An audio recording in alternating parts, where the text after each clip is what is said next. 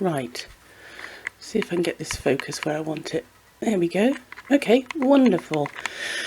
So this is making Dolly's shoes and making Dolly's handbag from the French City Chic monthly subscription, which is month 2. Okay, and we're going to do it bit by bit. Now, I have got all my pieces of paper pattern cut out.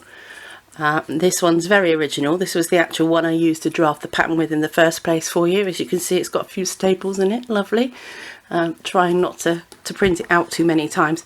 So this is the piece of leatherette that you've got. And the reason I've chosen this is because the back is woven. This is going to become important when we're under the machine, because obviously the foot of the machine won't want to push this through. It'll get stuck on the plastic of the machine body. You'll see if you have a little experiment, just put 2 pieces of this together with the wrong sides together and run it through your machine and see if it grumbles. A walking foot can be used if you've got one, but for those of us who want that high tech, including myself, we're going to do it the old fashioned way. So here's how it roughly lays out. We're going to put one shoe here, and then you've got a second shoe, which is the opposite, but I'll just be flipping my pattern there. So roughly around there, we can basically cut that, she says, on camera. And so that's going to be our shoe part, and we'll come back for the bag later on. That'll be the next video. So, slurp a tea. There is a trick to these shoes. Okay, what I want you to do is put your fabric wrong side up, and we're going to put an upper there and a sole there. Note that they're both on the left hand side. The pattern pieces are facing up.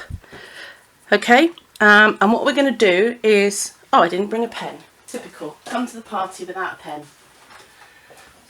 Know me, it won't work now, so let's have, oh, there we go. So all I'm going to do is I'm just going to hold those down and draw around them. Okay, so you can do yours. Then on this side, what we're going to do is we're going to flip the pattern, or you can use your pattern for your left foot. Flip it that way so it gives us 2 opposites. Now, we'll draw around those here. And what I want you to do is take a ruler or a straight edge. This is really, really, really important, and it's such a good trick. Just cut that line there. Now the reason being, you can mark this one with an L, and you can mark this half with an R.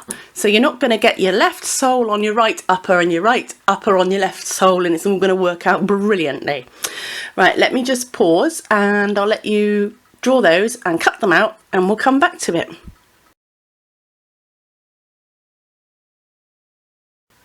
Okay, so there we are. We're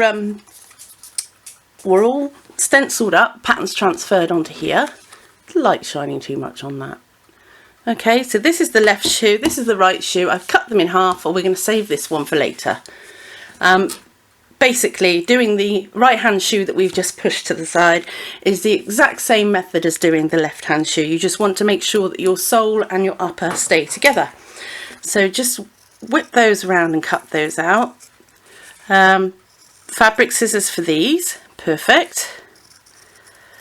I never know what to talk about to you while I'm cutting things out.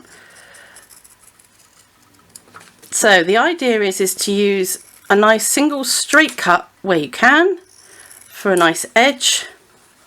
Where you've got to go around a curve, use as long snips as you can. Don't let the scissors finish.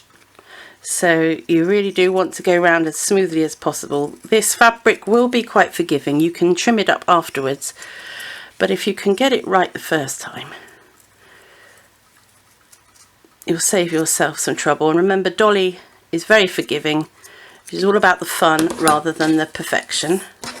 So there we go. We have an upper and we have a sole, and if we turn them around the right way, there we go. Now we are going to sew these together. Please don't pin, because this fabric will not recover from a pinhole. So the first step is to take your upper and fold it with right sides together and sew along here. Okay, so that's the first step. You can use a straight stitch, quite a long stitch. Put your needle down here and go backwards first, then come all the way along, then go backwards. Okay, because what will happen is that will mean that your stitch line is not secured on the end where it's liable to pull the fabric when you stretch the shoe inside out and turn it around the right way and fiddle with it. So it's just a little bit of extra security. So start here, go backwards first, motor on forwards, and then go back to about a third of the way. Da, da, da, da. There you go. Right, so you pop and do that, I'll do mine, and we'll meet back here in a sec.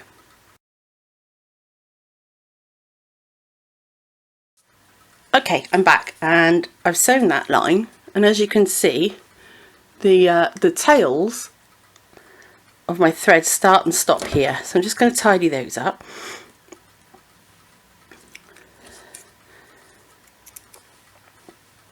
Doing the threads as you go means you're not sewing them into other pieces. Keeps it a bit tidy. Right, there we go. Okay, so the next stage that we're going to do is we're going to open out that seam there, and I am drawing all over my shoes here just so you can see what I'm doing. You're going to stitch down there and stitch down there. So we're going to make that flap lay flat. Okay.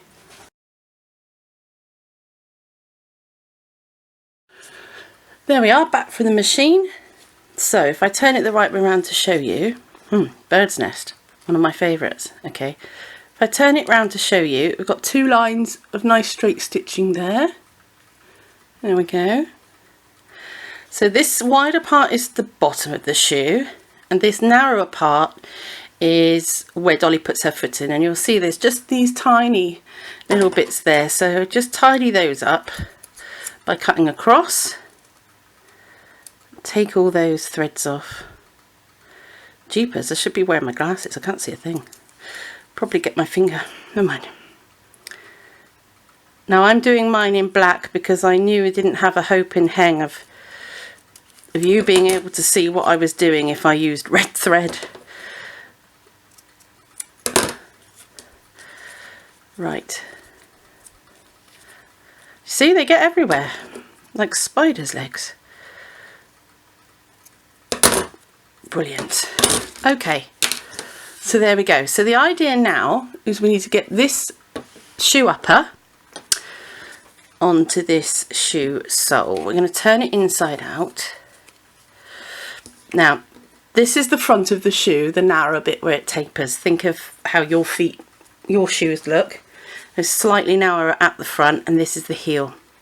So what we're going to do is we're going to offer up the heel centre to there. Now remember, don't pin it. This is going to be a tricky one, but don't pin it. And then we're going to make sure that that comes down to the tip. And the idea being that as you go around on your machine, you're going to ease these two edges together to give it shape. It's a bit hit and miss, it's a bit fiddly, but all will become clear when we do the trimming. It should spring back into shape. So I'm going to do mine, and I'll meet you back here.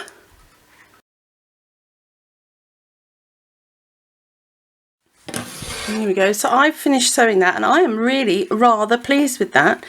You know, it's a little bit rustic, but that's okay. Right, the next thing is, I've left everything not in my reach today. Where is my box of stuff? Hello, box. Oh, on the floor. Right.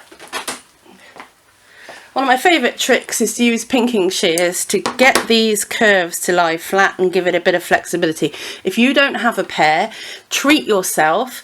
Buy the best that you can afford at the moment. You will use them loads and loads and loads doing dolly patterns, but they're also brilliant for loads of other stuff.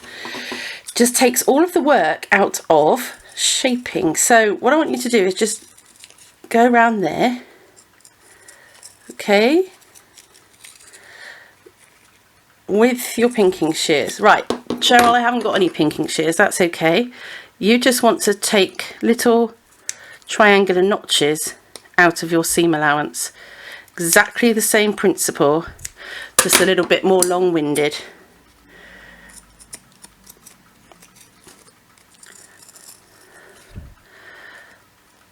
A little bit of extra muscle needed on that seam. Right, those bits can go in the bin. Okay, so there we have it. So what we're going to do now is we are going to turn the shoe inside out.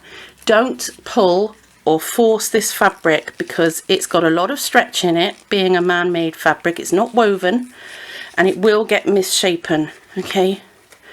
Don't want that for you. So just get your finger in, run it around the seam line to get everything laying where it's supposed to.